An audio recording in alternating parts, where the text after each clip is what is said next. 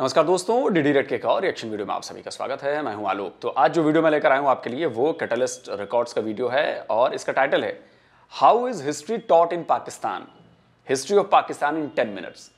बड़ा दिलचस्प वीडियो लग रहा है मुझे। 10 मिनट के अंदर आपको पता चलेगा कि पाकिस्तान में हिस्ट्री कैसी पढ़ाई जाती है और ये जो हिस्ट्री पढ़ाई जाती है उसकी वजह से बेचारे पाकिस्तान को घुटनों पर आ जाना पड़ा है भाई।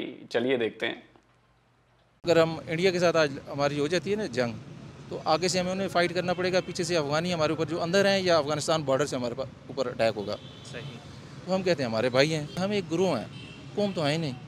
कौमें खड़ी होती हैं, वो तरक्की करती हैं, गुरुओं ने कभी तरक्की नहीं की है। मैं तो हिस्ट्री का स्टूडेंट हूँ, जो मैंने पढ़ा मुख्तलिफ ज़राए से नॉलेज मुझ तक आया। तो आप बुक्स से या कहीं से आप लिटरेचर से आपको इंफॉर्मेशन है या आप मुख्तलिफ ऑथर्स की बुक्स पढ़ते हैं, उससे आपको नॉलेज मिलता है।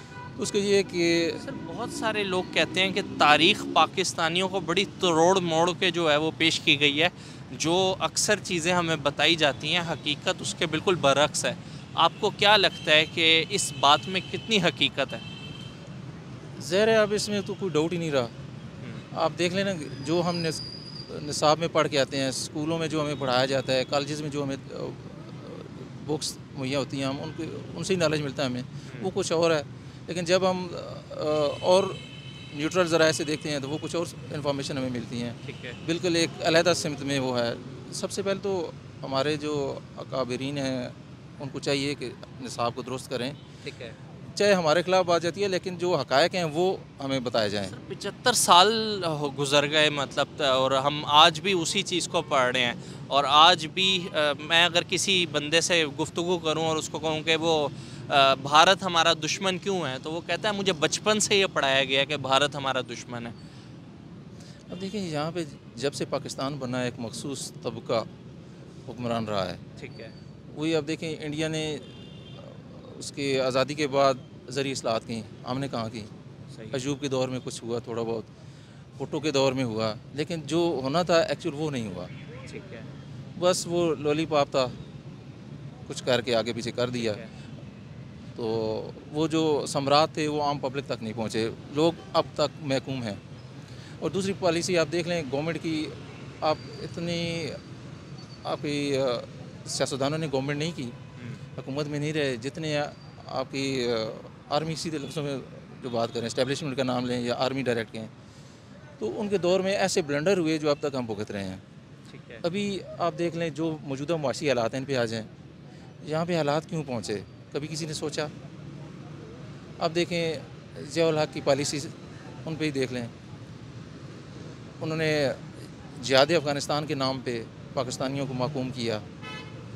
जहाँ पे माइग्रेट हुए अफ़गानी जो पाकिस्तान के मुखालिफ हैं। अगर हम इंडिया के साथ आज हमारी हो जाती है ना जंग, तो आगे से हमें उन्हें फाइट करना पड़ेगा, पीछे से अफ़गानी हमारे ऊपर जो अंदर हैं या अफ़गानिस्तान बॉर्डर से हमारे ऊपर अटैक होगा। सही।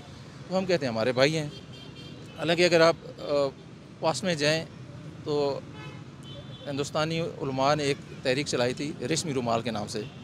हज़ारों लोग यहाँ से माइग्रेट होकर अफ़गानिस्तान गए थे, आगे से उन्होंने बॉर्डर बंद कर दिया था, पीछे से हिंदुओं ने लूट लिया। तो जो बेसर सामानी की हालत में लोग उधर, उस वक्त सर्दियों का मौसम था, उधर ज़िलो ख्वार हुए, वापस आए, उनके न पीछे कुछ था, जो कुछ था लूट उठा गया उधर। सर 1971 में अगर मैं आपको लेके जाऊं, बांग्लादेश जो सेपरेशन थी बांग्लादेश की, क्या मतलब थोड़ा सा अगर इन शॉर्ट आप मेरे व्यूअर्स को बताना चलें, ऐसा क्या हुआ था कि मशरक़ी पाकिस्तान जो है वो हमसे एक पूरा पोर्शन अलग हो गया, और 2023 के अंदर आज का पाकिस्तानी शहरी जो है वो ये बात करता है कि वो लोग तो शुक्र अदा करते होंगे कि वो हमसे ही अलग हो के हमसे आगे निकल गए। हमने 75 सालों में अपनी तारीख को से नहीं सीखा। 1971 में मशरक़ी पाकिस्तान इस्टेब्लिशमेंट की तजर्बागाह की नज़र हो गया, उन्होंने तजर्बे किए। ठीक है। उस तजर्बे की नज़र हो गया। तो अब तक भी यहाँ पे वही तजर्बात किए जा रहे हैं और लिबर्टी में वो फ़ाइनल किसी नतीजे पे नहीं पहुँच रहे, इसलिए हर 2-4 साल बाद वो तजर्बा करते हैं, जिसमें कुछ रिज़ल्ट जो भी आते हैं आपके सामने हैं।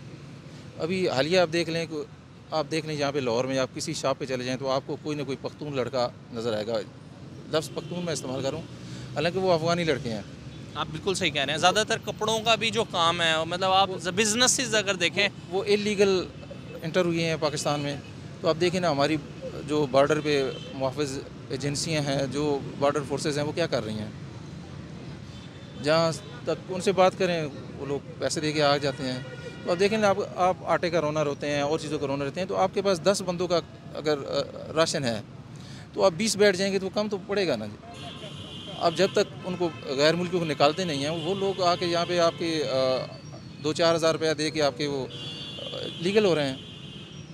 तो आप जब तक, मैं तो ये सजेशन देता हूँ कि जब आपकी नई मरदमशुमारी आप अनाउंस कर रहे हैं, उससे पहले ये करें कि एक वो क्राइटेरिया बनाएं ताकि कोई गैर मुल्की उसमें अंदराज ना हो सके। मुझे ये बताएं, यही चीज आप देख रहे हैं, ये पाकिस्तान के भाई साहब क्या कह रहे हैं? ये कह रहे हैं कि भैया वहां भी सीए एनआरसी लेकर आओ, जिससे ये गैर मुल्की मतलब दूसरे देशों से जो लोग आ रहे हैं, जो इलीगल आ रहे हैं, उनको हटाया जा सके। और यही बात जब इंडिया में की जाती है सीए और एनआरसी की, तो यहाँ पे हाय तौबा मचने लगती है। कुछ लिब्रांडो टाइप के लोग जो हैं, समझ रहे हैं आप, वो लोग बिल्कुल एकदम चरस बो देते हैं, अरे ऐसे कैसे हो सकता है, रोहिंग्या को भी लाओ, इसको भी लाओ, उसको भी लाओ, सबको करो। आज मैं बता रहा हूं, आप दिल्ली में चले जाएंगे, दिल्ली के हर चौराहे पर आपको एक टेंट नुमा जगह मिल जाएगी, मैक्सिमम, मैंने बहुत जगहों पर देखी है। और उसमें रहने वाले कौन है? वो रोहिंग्या मुसलमान हैं। बात यहां मुसलमानों हिंदुओं की नहीं है, बात यहां पर है लीगल और इलीगल की। आप लीगल तरीके से अगर किसी को आना है तो आइए, आप लीगल तरीके से आकर नागरिकता लीजिए, आप अपने कागज दिखाइए, जो भारत सरकार का नियम है उसके मुताबिक आपको करना पड़ेगा। आप इलीगल आकर रह रहे हैं और हमारे संसाधनों पर अपना हक जमाने लग रहे हैं, हमारे संसाधनों का बंटवारा होने लग रहा है। जो ये बात भाई साहब कह रहे हैं कि आटा 10 लोगों के लिए है और वहां पर 20 लोग आ जाएंगे तो कम पड़ेगा ही। हम तो भाई अपने देश के लोगों के हिसाब से कर रहे हैं, वहां पर जब एक्स्ट्रा आने लगेंगे बिना किसी उसके, तो प्रॉब्लम तो होगी।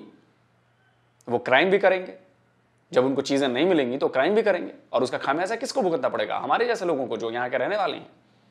इसीलिए बहुत जरूरत है इसकी। आप लोग बात पता नहीं समझते हैं कि नहीं समझते हैं।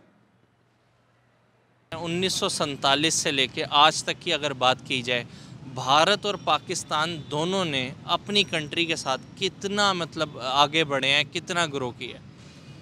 अब देख लें आप, इंडिया की जब जहाँ तक बात है वो देख लें, इस वक्त मेरे ख्याल में 5वें या 6ठे नंबर पे, 5वीं बड़ी इकानमी है, तो पाकिस्तान कहाँ पे खड़ा है? जहाँ पे करप्शन है, उस करप्शन तक आप करप्शन की बात करें, अभी कल परसों रेटिंग आई है करप्शन की, करप्शन परसेप्शन इंडेक्स एक इदारा है, उसने 180 मुल्कों का जो है वो सर्वे किया है, और उसमें देखा जाए तो भारत ने इम्प्रूव किया है, 86 से 85 पे है। हम 120 से 140 के ऊपर चले गए हैं। अच्छा, वहाँ पे आबादी भी ज़्यादा है, पॉलिटिशियंस भी वहाँ पे ज़्यादा हैं, तादाद ज़्यादा होने के बावजूद कितना वेल मैनेज किया हुआ है उन्होंने, और हम एक छोटी तादाद में होते हुए भी इस मुल्क के पाकिस्तान को नहीं छोड़े। हमारे पास लीडरशिप का फुकदान है, एक बात। दूसरी बात यह है कि हमारे अकरबा परवरी है। आप पॉलिटिकल पार्टीज़ को देख लें तो वो, उनका एक बंदा जाता है तो उसी ख़ानदान का दूसरा बंदा आएगा, वो कहेंगे कि हमारे ख़ानदान से बेहतर कोई एबिलिटी किसी की है ही नहीं। चाहे आप पीपल्स पार्टी देख लें, मुस्लिम लीग देख लें, या कोई और देख लें। सर, आपको नहीं लगता लॉयल्टी जो है वो उधर के लोगों में ज़्यादा पाई जाती है पाकिस्तानियों की निस्बत? सबसे पहली बात तो ये है ना कि हम लोग जो हैं इस पाकिस्तान के, हमने तो हमेशा ये किया है कि जो भी इधर हमलावर आया है, चाहे वो मंगोल आए, चाहे कोई भी आया, महमूद गजनवी आया, अहमद शाह अब्दाली, जो भी आया, हमने वेलकम किया। हम रेसिस्ट नहीं करते, हमारे में अपनी वो क़यादत ही नहीं है, फुकदान नहीं है। हम एक गुरुह हैं, कौम तो है ही नहीं। कौमें खड़ी होती हैं, वो तरक्की करती हैं, गुरुओं ने कभी तरक्की नहीं की है। थोड़ा सा मुझे ये बताते चलें कि अगर यही हालात रहते हैं तो आने वाले टाइम के अंदर क्या फ्यूचर आप देख रहे हैं पाकिस्तान का, क्या होने जा रहा है? फ्यूचर आप अगर देखें, इंटरनेशनली जो तजियाकार हैं या इस तरह के इकानमिस्ट हैं, उनकी अगर देखें तो बड़ी खौफनाक चीज़ें सामने आ रही हैं। ठीक है। वो तो आपके बलूचिस्तान को भी अलहदा एक मुल्क बना के बैठे हुए हैं, जिस पाकिस्तान को कुछ इंडिया को दे चुके हैं, कुछ और कर रहे हैं, तो वो बड़ी ख़तरनाक सूरत हाल सामने आ रही है। तो सर आप ये भी तो देखें, हम भी तो कतर को एयरपोर्ट दे ही जा रहे हैं, हम भी तो अपनी जो अपने फिक्स एसेट है कंट्री के, उन्हीं के मुआहदे करी जा रहे हैं कि आओ उधार दो और इसको इस पे जो है वो करो, राज करो। आपकी बात बिल्कुल ठीक है, लेकिन अब ये है कि हर बंदे को, हर पाकिस्तानी को ये सोचना होगा कि हमने क्या करना है, घरों से निकलना है या ऐसे ही देखना है। या तो अगर इस मौजूदा करंट टाइम और इन हालात के बावजूद भी पाकिस्तानी अगर घर से बाहर नहीं निकलता तो क्या होगा और क्या होने जा रहा है, बताएं ज़रा। फिर वही है जो इंटरनेशनल बॉडीज़ मंसूबे बना के बैठी हुई हैं, उन्होंने जो एक तय किया वही कुछ होना है। फिर हमने कुछ नहीं करना तो किसी ने तो कुछ करना है ना। अच्छा, हाँ जी, मतलब हम नहीं कुछ करेंगे तो इसका ये मतलब नहीं है कि अगला भी कुछ नहीं करेगा। ज़ाहिर है जो देखें ना, आपके इंटरनेशनली जो भी आपकी कुव्वतें हैं वो 20 साल 30 साल पहले प्लान करते हैं, उस पर अमल करते हैं। फिर वो बातें ये नहीं है कि वो खुफिया हैं, वो ओपन है, सारी पता है कि क्या करने वाले हैं। क्या पहले तो ये कहा जा रहा था 200 अरब का मिनी बजट आ रहा है। आईएमएफ की टीम इस टाइम इस्लामाबाद में बैठी हुई है, वो इस बात पे बाजिद है कि कम से कम 700-600 अरब का जो है वो मिनी बजट लाया जाए। तो उस पर हमारे हुक्मरान कहते हैं कि अगर इतना लागू हो गया तो यहाँ की तो अवाम मर जाएगी, भूख से मर जाएगी। तो क्या अब आके इन्हें ख्याल आया है कि अगर ये लागू कर दिया तो अवाम भूख से मर जाएगी? ये अवाम को मुतमईन करने के लिए वो कहते हैं। हालांकि ये है कि आप ये मराहत याफ्ता तबके पे लगाएं ना, उनका थोड़ी सी उनकी रस्सियाँ कसें तो मामला सीधे हो जाते हैं। आप ये अवाम को कहते हैं ये अवाम का ये हो जाएगा, अवाम का भी हो जाएगा। अवाम ने तो नहीं तबाह किया ना इस मुल्क को, जिन्होंने तबाह किया उनका मुहासबा करें। आप इस्टेब्लिशमेंट के बंदों के उनके देखें, उनके एसेट्स कितने हैं। आप पॉलिटिशियंस के एसेट्स देखें, आप जजेस के एसेट्स देखें। आया वो जॉब से पहले भी उनके एसेट्स थे, वो ख़ानदानी तौर पे आ रहे हैं, या आप जो अरबों खरबों डॉलर बन रहे हैं तो उनसे ज़ब्त करें। अब वो तो गवर्नमेंट ने तो नहीं करना, लेकिन ये अवाम ने आगे आना है। हमें इनकलाब ईरान से सबक सीखना पड़ेगा, हमें तुर्की की सूरत हाल से सबक सीखना पड़ेगा और आम पब्लिक को निकलना पड़ेगा, तब जाके हालात सुधरेंगे। वैसे तो हम हाथ पे हाथ धरे बैठे रहेंगे और वक्त गुजर जाएगा। Thank you so much sir. तो दोस्तों वीडियो ख़त्म हो गया और इसीलिए मैं हमेशा कहता हूँ, आपने अक्सर मेरे वीडियोस में सुना होगा, मैं कहता हूँ कि भाई पाकिस्तान की आवाम सड़कों पर निकले, जो लोग जिम्मेदार हैं उनको पकड़कर खींचकर निकाले, चौराहे पर लेकर आए और जो करना है उसके साथ करे। जब तक आपका डर पैदा नहीं होगा उनके अंदर, सियासतदानों के अंदर, कि ये नहीं चलेगा, तब तक कुछ नहीं हो सकता। ये तो हो गई एक बात। अब आते हैं दूसरी बातों में कि आपके यहाँ हिस्ट्री को सही करना क्यों ज़रूरी है। आपके यहाँ किताबों में क्या पढ़ाया जाता है? आपके यहाँ पढ़ाया जाता है कि जी हिंदू आपके दुश्मन हैं, इंडिया आपका दुश्मन है, सिख आपके दुश्मन हैं, जो भी नॉन मुस्लिम्स है वो सब आपके दुश्मन हैं, सब काफिर हैं, सब दुश्मन हैं आपके, कोई आपका भला नहीं चाहेगा, कोई आपका दोस्त नहीं बनेगा, आपको उन लोगों के साथ जाने की जरूरत नहीं है। ये हो गई स्कूलों की बात।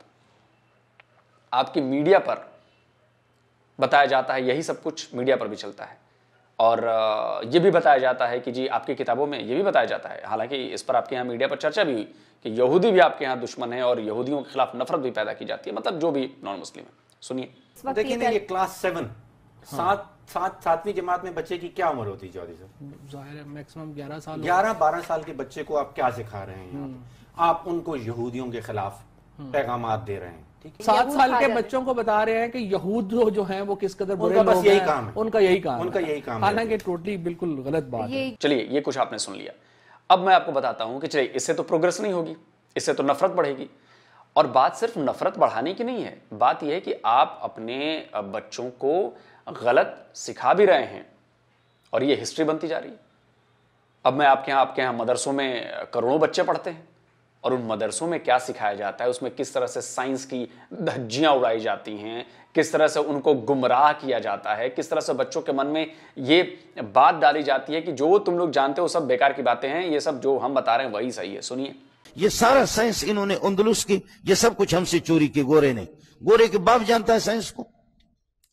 ये सब कुछ हमारा था। आपके इसी सिंध के अंदर एक मौलवी था, उसने अपना सूरज भी बनाया था और चांद भी बनाया था, और रात को जिस वक्त सूरज गुरूब हो जाता था तो वो बटन लगाता था तो उसके सूरज जो है ना तुलू होता था, पूरे सिंध में रोशनी होती थी। लेकिन हमें ज्योग्राफी में पढ़ाया जाता है कि अर्थ जो है वो सूरज का चक्कर लगाता है। ये लॉजिक ये गलत है बेटा। साइंस की ये थ्योरी जो है ना, ये दुरुस्त नहीं है। जमीन साकिन है, यानी जमीन मूव नहीं करती। साकिन को एक अच्छा सा वर्ड इंग्लिश का होता होगा, साकिन का स्टैटिक।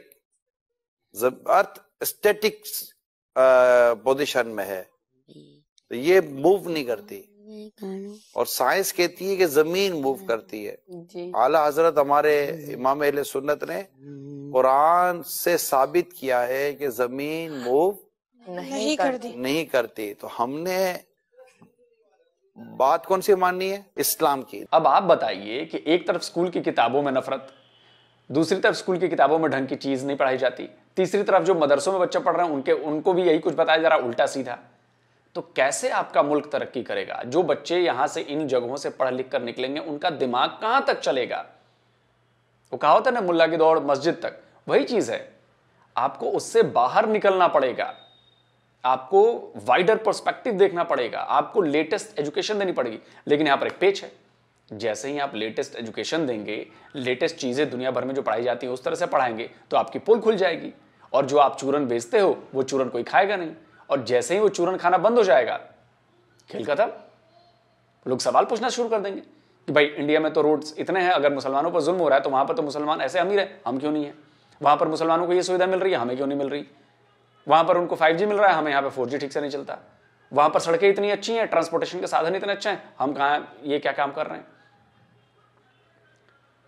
तो ये फर्क तो पड़ेगा ना। इसीलिए तारीख बतानी और असल चीज बतानी बहुत जरूरी है। देखिए, झूठ आप पढ़ाते रहिए, बताते रहिए, बिठा दीजिए, लेकिन झूठ का जो रिजल्ट निकलेगा वो खराब ही निकलेगा। और झूठ का रिजल्ट पाकिस्तान में खराब ही दिख रहा है। पाकिस्तान इस समय डिफॉल्ट होने की कगार पर खड़ा है। पाकिस्तान के पास पैसे नहीं है, आटा नहीं है, रोटी नहीं है, भूखों लोग मर रहे हैं, जनता तबाह हुई पड़ी है। जो पैसे देने वाले हैं वो कह रहे हैं कि और शर्त रख रहे हैं, उससे और पाकिस्तान तबाह होगा। और उसके बाद आप कहते हैं कि नहीं नहीं जी, हम तो बिल्कुल बेईमान, सॉरी, हम तो ईमान वाले हैं, जज्बे वाले हैं, और ये तो ऐसा है और वह तो ऐसा है। दूसरी चीज, आपके यहाँ के पाकिस्तानियों के, मतलब मैक्सिमम पाकिस्तानियों के जहन में यह भरा गया कि जी हमारी जो जियो पॉलिटिकल लोकेशन है, मतलब जियो लोकेशन जो है वो सबसे जबरदस्त है और किसी मुल्क की इस धरती पर नहीं है। अब खाक है, अगर इतनी अच्छी होती तो अब तक तो आप ट्रेड और कारोबार में बहुत आगे बढ़ चुके। कभी आपने इस पर सवाल पूछा है? आपके यहाँ कहा जाता है कि जी हमारे यहाँ 4 मौसम ऊपर वाले ने दिए हैं। अरे भैया, तो 4 मौसम दिए हैं तो उससे क्या हो गया? बाकी जगहों पे 4 मौसम नहीं है? पड़ोस में इंडिया में 4 मौसम नहीं होते क्या? इन सब चीजों से बाहर निकलिए कि इतनी नेमत है और इतनी अच्छी जगह है। अरे ये सब फालतू की बातें, बकवास बातें। रिजल्ट क्या रहा इस पर बात कीजिए। बात कीजिए कि हमारे यहाँ रोजगार क्यों नहीं है, बात कीजिए कि हमारे यहाँ फैक्ट्रीज क्यों नहीं है, बात कीजिए हमारे यहाँ की इतनी महंगाई क्यों है, बात कीजिए कि हमारे यहाँ स्टेबिलिटी क्यों नहीं है, बात कीजिए कि सबको, लोगों को सुविधाएं क्यों नहीं मिल रही हैं, बात कीजिए कि हमारे यूनिवर्सिटी, कॉलेजेस, रिसर्च लैब्स क्यों नहीं है। लेकिन इस पर कोई बात नहीं करेगा, क्योंकि वो चूरन जो हिस्ट्री में 75 साल से खिलाया जा रहा है वो खा खा के लोग मस्त हैं और किसी की जरूरत ही नहीं उनको। चूरन से पेट भर ले रहे हैं, हवाई चूरन से। तो जल्दी मिलता हूं एक और नए वीडियो के साथ। नमस्कार, जय हिंद।